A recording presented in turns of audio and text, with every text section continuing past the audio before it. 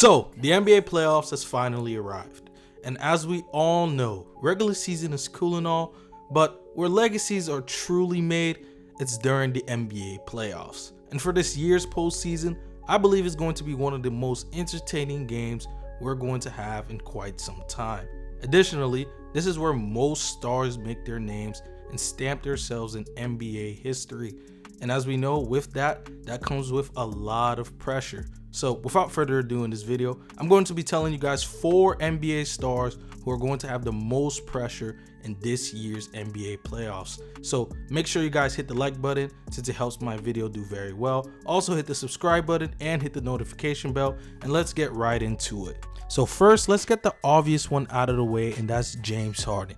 James Harden is widely regarded as a top 75 player of all time. Some would say top 50, and is undoubtedly one of the greatest scorers of all time, and even most would consider him a top 5 shooting guard to ever play in the NBA. But for all the success he's had so far in his NBA career and all the success I just outlined to you, he still lacks the most prestigious thing that an NBA player can receive, and that's the NBA championship. And it's not like he's not had opportunities to get it, but there were times where he just didn't show up to the moment. Now, I understand that sometimes he just played the better team, but it is undeniable that James Harden does have the reputation of choking in the NBA playoffs. The pressure has been building for James Harden to win a championship year by year because he's been on competent rosters that were good enough to win an NBA championship. His early years on the Rockets, he played alongside Dwight Howard, who will undoubtedly be a Hall of Famer one day. And then eventually he played alongside Chris Paul, another player who's a Hall of Famer, who most would consider a top 5 point guard to ever play this game. And then eventually he played with Russell Westbrook, another player who's undoubtedly a Hall of Famer, who would be considered a top 10 point guard to ever play in the NBA. And then eventually he got sick and tired of Houston. He eventually forced his way out of that. And then he ended up on the Brooklyn Nets, which featured Kyrie Irving and Kevin Durant. But he still wanted out after a year and was eventually traded to the Philadelphia 76ers, where he's now playing alongside one of the MVP frontrunners in Joel Embiid. So when you look down the list on the talent that Harden has played with in his career, for him to still not sit with no NBA championship looks very weird. So there should be no excuses for another postseason where his playoff numbers take a dip and he's not playing to the caliber that we've been accustomed to in James Harden.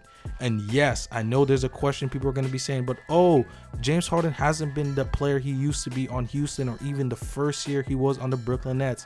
That's true, but after the first 4 games he played for the 76ers, people were ready to throw a parade. But then the last 16 games, it has been very underwhelming for James Harden, especially for his standards. But I'm still not going to buy the excuses that people might have for James Harden because he's playing alongside arguably the best big man in the entire NBA currently. He has a quality supporting cast, and he's playing for a coach that he himself has said he's wanted to play with for a long time. And there's people out there that regard James Harden as a top 3 shooting guard of all time. And for me, if you're going to be regarded as that, you're going to need at least 1 NBA championship at the very least to be in the name for a top 3 shooting guard of all time. And he's going to need to step up in this year's postseason and not be one of the reasons why this team doesn't make a deep postseason run and why it wasn't able to achieve its goals. And next we have Jimmy Butler. Now for some people, you might be surprised for why am I adding Jimmy Butler to this list, and it's very simple to me. It has to do with the bubble. We saw how well Jimmy Butler was playing in the bubble, being able to lead his team to the NBA Finals, and unfortunately lost the championship. But Jimmy Butler showed he could be the best player on a championship caliber team with the right pieces. However, the very next year, matched up with a team that they beat very easily, got swept, and he himself had one of the worst series I've ever seen from an NBA star in the playoffs. In totality, he got outscored by a role player named Brent Forbes in the series. It was an all-time low for Jimmy Butler, but you can give him the excuse of having a shortened offseason, which means he just didn't get enough rest after his playoff run, and it didn't help him the next year. But for this year, there's no excuses. They brought in Kyle Lowry, a good friend of Jimmy Butler, a guy who's going to help take a lot of pressure off of him in the playoffs while having another capable ball handler and a proven champion. And then you also brought in PJ Tucker, who has proven he can be a vital piece for a championship team. We've also seen the progression from Bam Adebayo and especially Tyler Hero this season. And currently, the Miami Heat sits as the #1 seed in the Eastern Conference. Now, I'm not expecting him to lead the team back to the NBA Finals, but I am expecting him to play far better than he did last year. And if he has another poor postseason like he did in the year prior, there are going to be people who are going to question the legitimacy of that postseason run that the Miami Heat did have during the bubble. So in my opinion, Jimmy Butler absolutely has a lot of pressure in these upcoming playoffs to show that bubble run wasn't fluky and that he could be the best player on a championship caliber team. And then next, we also have Chris Paul. And again, just like Harden, Chris Paul is widely regarded as a top 50 player to ever play this game and is easily regarded as a top 10 point guard. And in my opinion, I would say he's a top 5 point guard to ever play this game. But again, he still lacks the most prestigious thing that you can receive as an NBA player, and that's an NBA championship. And Chris Paul has been on a lot of good teams. On every team he's been a part of, excluding the OKC Thunder, he has helped set the franchise record of wins on every team he's been a part of. And unfortunately, he still sits here with no rings, and what most people know about Chris Paul is that he's a choker in the playoffs and has the most 2-0 blown leads in NBA history. Obviously, this does deserve context because for the blown series lead he's been a part of, he's been injured in a handful of them, and that's just something people love to leave out. But it is still a real stat, and there have been series where Chris Paul was healthy and their team just blew the lead. Last year against the Bucks for the first 2 games was playing out of this world, but for the last 4 games they lost. We clearly saw a dip in his productivity, which led to them losing the chip. Nonetheless, the Suns still in the next season sat as the best team with the best record in the NBA by a wide margin, with currently having 64 wins. And the team just looked like it's gotten better.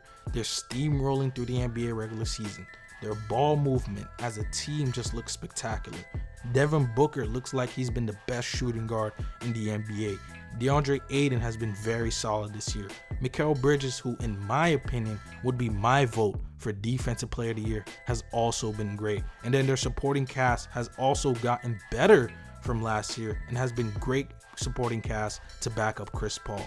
So if CP3 led Suns manage to go back to the finals again and they don't win it, and CP3 ends his career with no championship, when you look back at Chris Paul's career in all of its glory, there will be a black mark that he was a great player that just never won a championship, but had plethora of opportunities to get one. So Chris Paul is undoubtedly has a lot of pressure heading into this NBA playoffs.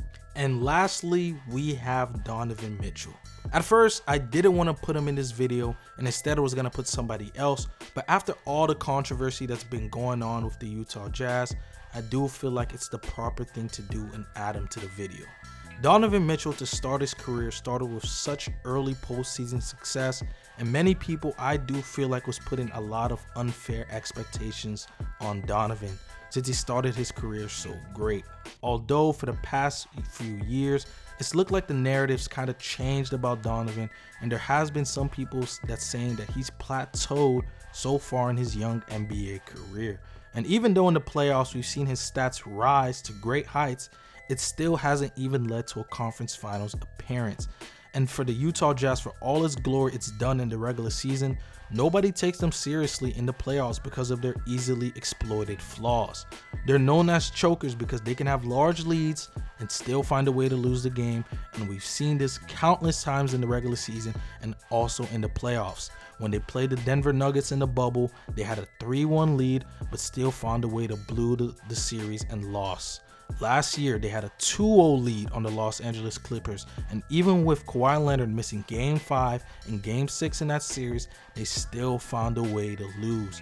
And for all of these playoff series, Donovan Mitchell was healthy but he still hasn't been able to get over the hump.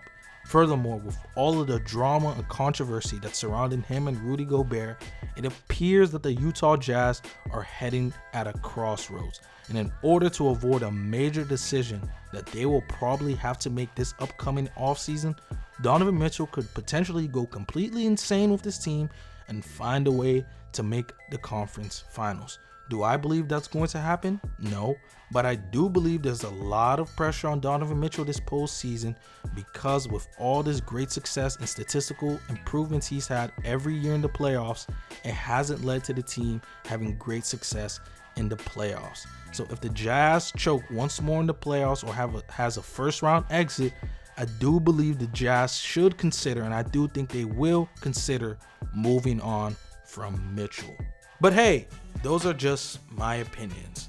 Let me know in the comment section below what you guys think about the 4 players I named, and let me know if I should have replaced one of these players for a different player that you believe should have more pressure in these upcoming playoffs. Since the NBA playoffs are here, expect more videos to be coming out and more after the games for the playoffs. So before you leave, make sure you guys like the video, hit the subscribe button, hit the notification bell to keep you guys posted, and also follow me on Twitter at DreamHoops because I am very active. And for now, your boy Dream Hoops is out, man. Peace.